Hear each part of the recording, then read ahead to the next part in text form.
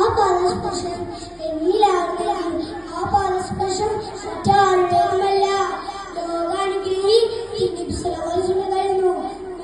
നടന്ന് ഇങ്ങനെ തിന്മേൽ അല്പം കാണുന്ന സ്ഥലത്തെത്തിയപ്പോൾ ഒരു കളിച്ചിന്റെ ശബ്ദം തങ്ങൾ ചുറ്റും നോക്കി. അപ്പോഴാ മലകളിടമല്ലോ അയാളരികെ വല്ലകപ്പെടുന്ന ആൺപേട കളിച്ചിന്റെ ശബ്ദം കൂട്ടാൻ തുടങ്ങി.